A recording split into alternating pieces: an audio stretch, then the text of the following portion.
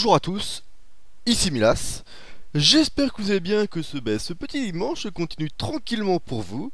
Bon, pour ma part, ça va au poil, j'ai un petit café entre les mains, je vais me faire une petite vidéo tranquille. Bref, la belle vie, après une petite game également de StarCraft 2 où j'ai lamentablement gagné. Eh oui, j'ai roulé sur un Terran, et ouais, il a gueulé comme un putois. Ah, je ferai peut-être la vidéo, ça pourrait être rigolo. Ouais, je vous ferai la vidéo après, je pense, ça pourrait être très rigolo. Donc aujourd'hui une vidéo un petit peu différente, enfin différente de d'habitude oui et non, à savoir qu'on va faire un tuto. Là je m'oriente un peu plus sur le PVP. J'ai pas mal travaillé sur le PVZ, comme vous avez remarqué, il y a beaucoup de vidéos sur le PVZ. Et là j'ai envie de travailler un peu plus sur le PVP parce que je sais qu'il y a pas mal de problèmes en Protoss contre Protoss, surtout avec le catget, savoir un petit peu comment scouter, quoi regarder, que faire en fonction du scout. Et là ce que je vous propose, c'est clairement une vidéo comme ça, c'est un petit peu comment scouter un adversaire Protoss, comment savoir sur quoi il part, et comment réagir en fonction. Pour pas tricher bien sûr, hop là je mets dans ma vue et je vais mettre la production. Alors vous avez remarqué tout de suite, hein, c'est un démarrage ultra classique, ultra standard, un pylône à 9, je vais monter à 13 de population. Voilà, j'ai ma sonde qui est prête, hop là 13, et je pose mon portail tout de suite. Voilà, portail posé, c'est parfait. Et j'envoie scouter. Donc j'envoie scouter un petit peu light, j'envoie scouter à 13. Normalement on peut scouter à 9 après le pylône. Moi je scoute plutôt vers les 13. Je sais que mon adversaire, à moins qu'il me fasse un proxy avec un double portail à côté, bon j'ai rien à craindre. Bon là ce que je sais en fait, je viens voir c'est s'il n'y a pas un petit portail, un petit proxy portail. Donc je fais le tour de ma base, hop là, je vois pas de pylône, je vois pas de portail, bref, je suis vraiment très bien, je suis tranquille. Derrière je prends mon gaz à 15. Je vois la petite sonde qui revient. J'ai quand même escouté pour voir s'il n'y a pas un autre portail qui traîne devant. Ça peut arriver, hein, ça peut totalement arriver qu'il y ait un portail qui traîne devant. Et je ne vois rien. Donc voilà. Pour moi, je suis safe. Là, actuellement, il n'y a rien. En plus, j'arrive dans sa base. Je vois le portail, je vois deux pylônes. Et je vois un gaz. Je vois que l'énergie du Nexus est quasiment vide. Donc pour le moment, mon adversaire ne part pas sur un 4 get. Moi, j'ai gardé mon énergie au cas où mon adversaire me faisait un 4 get.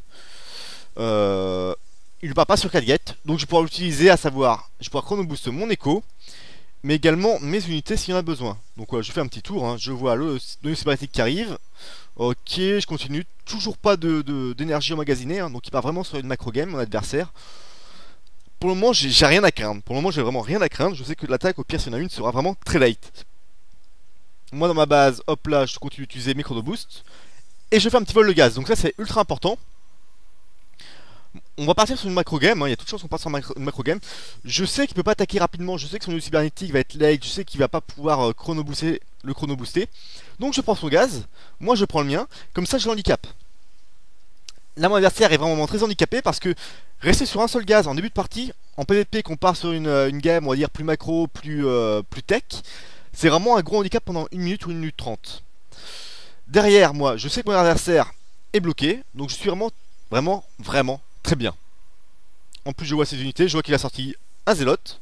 Ok, parfait. Mon soul cursor, je vois petite probe qui arrive, je la prends, c'est totalement gratuit. Allez, voilà, tombe mon grand. Parce que là, il fallait vraiment éviter qu'il me scoute. Et derrière, comme je sais qu'il n'y a pas d'attaque possible, je pose mon conseil crépusculaire. Voilà, je le pose sur mes coups de 26-27 de pop. Alors ça, c'est très important, faut comprendre ce que je suis en train de faire. Comme je sais qu'il ne m'attaquera pas, d'ici 2 minutes. Je sais que j'ai 2-3 minutes devant moi encore là, actuellement. Je sais que je suis tranquille pendant 2-3 minutes.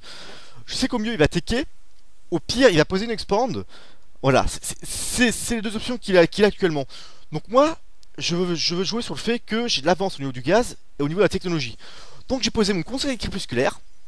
Après avoir posé qu'un seul portail. Donc je vais vraiment partir sur de l'attaque très rapide. Et tout de suite derrière je sors mon complexe robotique. Donc je fais d'abord ma tech et ensuite mes gates. Normalement, on va dire le cursus normal, c'est faire du 3 get, ensuite faire le conseil crépusculaire. Moi, non. Moi, c'est pas mon avis. Là, comme je sais que je ne serai pas agressé avant 2-3 minutes, je sors d'abord ma tech et ensuite mes portails. En plus, mon nœud cybernétique va finir. Je lance mon blink. Voilà. Et donc là, je suis parti. Je suis parti sur un mass blink stalker. Bon, c'est une très bonne stratégie hein, en PvP. Au-delà du 4 get, si vous voulez avoir une bonne stratégie qui marche bien, l'opener avec Blink Stalker est vraiment viable. Le contre, c'est de sortir des IMO super rapidement, puis encore, tant qu'il n'y a pas au moins 2 IMO, vous pouvez faire du dégât. Vous pouvez faire du dégât, vous avez la mobilité, vous pouvez faire du dégât. Mon adversaire, je sais qu'il est toujours parti sur une tech ou sur une face expand. Il va falloir quand même que j'aille voir ce qui se passe très rapidement. Bon, moi je sais que j'ai ma tech, je sais que j'ai à voir mon armée qui va arriver très prochainement, donc je vais scouter avec mes unités. Je pense que je vais aller scouter avec mes unités, c'est le mieux que j'ai à faire. J'aurais pu envoyer une petite probe là pour aller voir ce qui se passe, pour voir s'il a posé une expand. Bon, j'ai pas envie de sacrifier mon écho. Je sais que j'allais voir ça dans même pas 30 secondes, une minute. Bon, voilà, allez, je laisse tomber. Je fais un observateur en premier. J'ouvre mes guettes. J'envoie une petite sonde là pour mettre un pylône. Voilà, une petite sonde ninja. Je vois les Solkers inverse qui arrivent. Bon, là, il va venir choper mon Solker. Donc là, il veut prendre la Xel'Naga. Allez. En fait, faut pas que je perde mon Solker. Absolument, faut vraiment que je protège. Donc, allez, j'essaie de les choper. Tant qu'à faire. Et tant qu'à faire. Alors, imaginez que là, j'avais le Blink Solker. Tant qu'à faire, ne montrez pas que vous avez le Blink. Ne le montrez surtout pas. Parce qu'on va jouer sur l'effet de surprise. Et si on voit votre Blink Solker, il va s'attendre à ce que vous sautiez directement sur le côté et tout. Il va vous attendre. C'est pas bon. Vous ne faites pas de Blink Stalker tant que vous n'agressez pas directement l'adversaire. Vous ne lui montrez pas sa tech, enfin vous ne montrez pas votre tech avant de l'utiliser, enfin ce serait dommage quoi. Là on peut faire des dégâts grâce au Blink, et si on le montre, on ne pourra pas en faire, on sera attendu. Donc tranquille, vous avez vu, moi je continue maintenant à produire des Stalkers, et je vais me blinker dans la base. Voilà, je envoie mon Ops, allez c'est parti. Allez, on s'attaque à l'écho tout de suite, on fait du dégât, allez. Et vous voyez mon adversaire qui part sur une double robotique. Voilà, il avait vu les Stalkers, il part sur double robotique. Ok, why not. Alors là, j'ai focus sur gaz, parce que je sais que je sais que comme il y a grande chance qu'il tech, si j'arrive à casser son gaz, ça va l'handicaper. Voilà, si je prends un gaz, ça va l'handicaper. Et maintenant, on joue sur mobilité. Allez, on fait les petits blinks. Voilà, maintenant on fait un peu de hit and run. Et c'est parti. Derrière, on continue bien sûr à faire popper du Stalker, faut pas hésiter. Comme ça, en même temps, je scoute sa base. Voilà. Allez, là en plus il vient me poser un petit glaçon, donc il vient de se bloquer chez lui en fait. Et c'est parti. Et maintenant je suis dans sa B2. Et on tue le maximum de probes. Allez c'est parti. Faut pas être trop gourmand. Là je sais que l'offensive va tomber. Donc je commence un petit peu baquer. Et on grignote. C'est vraiment du dégât sur la durée. Vous voyez, il peut pas me faire de dégâts directs. Donc moi j'avance. Voilà, j'ai mes Stalkers qui sont là, qui sont présents. J'ai mon Ops qui revient. Je vois ce qu'il a dans sa base. Donc il m'attend. Là maintenant il va m'attendre. Mais c'est pas grave. Comme il m'attend en haut, je vais prendre sa base en bas. Ouais, c'est logique. Si on peut pas faire du dégât en haut avec les Blink Stalkers, il faut descendre en bas. Faut pas hésiter. Allez, on prend au passage les petites sondes. Voilà, c'est parfait. Je continue à choper. Allez, je continue à choper bien sûr le Nexus. Moi, qu'est-ce que je fais dans ma base actuellement? Je fais pas grand chose. Je continue sur ma stratégie de Blink Stalker. J'ai pas mal de minerais, voilà, j'allais dire que j'aurais pu poser l'expand. Je pose l'expand, 10 minutes, bon c'est un petit peu all-in. Mais comme je sais que je vais péter sa B2, hop là. Hop là, alors là, vous voyez, maintenant ça va jouer au blink, c'est des dégâts sur la durée. Donc un peu de blink, voilà, j'agresse, un peu de blink. Et on continue à faire du dégât. Je vais prendre ces unités au fur et à mesure. C'est vraiment du fur et à mesure, c'est vraiment faire quelques dégâts, c'est une unité par unité. Mais voilà, c'est le principe du blink, c'est un push qui est vraiment sur la longueur. En même temps, il faudra bien sûr faire popper des unités, voilà, ça arrive. Ma B2 qui est posée, et moi qui continue à mettre la pression. Voilà, je vois ce qu'il fait en plus, j'ai un Ops. Donc là c'est dommage, il aurait pu casser mon Ops pour se protéger. Bon, il l'a pas fait. Je savais qu'il partait sur Imo, c'était logique, s'il avait vraiment la pression. Voilà, et au fur et à mesure, je mets la pression, au fur et à mesure j'avance. Le but du jeu, c'est pas de finir la game dans les 30 secondes qui suivent, c'est vraiment le cloîtrer sur une base.